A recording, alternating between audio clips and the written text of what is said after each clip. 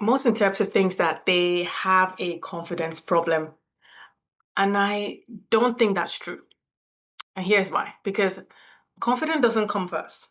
We've locked that in. It is the evidence that does. And if your brain doesn't have the evidence it needs, then you won't feel confident. So in today's video, let's talk about what's actually going on in our brain as we move on. Because the lie is we believe that, oh, I just need to feel confident first, right? I just need to wait to feel ready. But what actually happening is your brain wants safety. It's programmed for safety. So no evidence means no confidence. So what tends to happen? We hold back. We don't express or show ourselves. So for me, early in my interpreting days, the doubts that was there, also being told that I couldn't be an interpreter because I was dyslexic, and then not feeling ready and feeling like I had to hide this thing.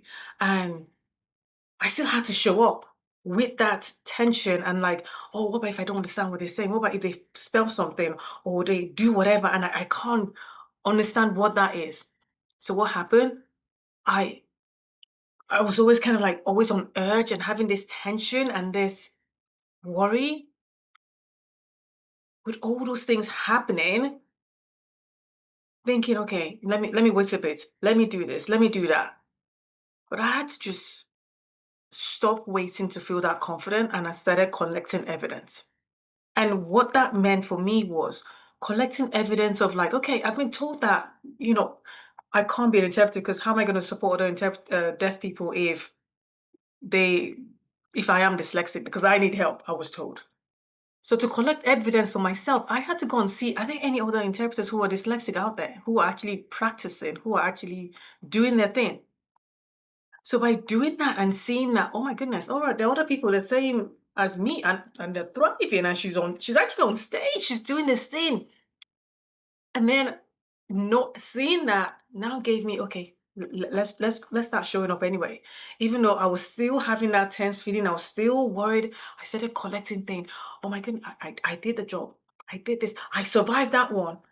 Collecting small recorded evidence of the work being done, I started getting through it. Because even though that happened, I didn't fall apart. That's evidence for me.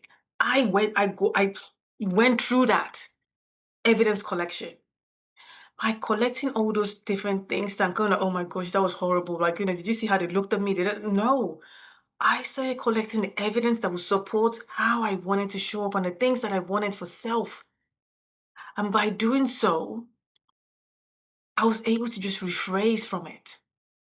I was able to see that confidence wasn't built before the action. It was built after the proof, after me doing the thing, after me showing up, after me doing the things I said I was going to do. So my thing is, after every job, what I would love for you to start asking yourself is, what went well? Start collecting the wins. Start seeing the things that, oh, the way I said I signed that, the way what my tonality, oh my goodness, this, that, and celebrating that. Because you don't need more confidence, you just need more proof. Prove that you belong there, prove that you're capable, prove that this is it. Because your brain trusts evidence, not motivation. It sees the evidence and oh yeah, we feel good, we did that, so we can do that again next time, and the next time we can do that. Because every time you show up, you're building a case for yourself. And that confidence is the result, not the requirement. Because you are showing up. So my question for today is, so maybe the problem isn't that you're not confident. Maybe it's that you haven't collected enough evidence yet. So let's start here. Let's start doing that. Right? I am Nene. We do this every single day. Your voice matters and it's no time to use it. Bye for now.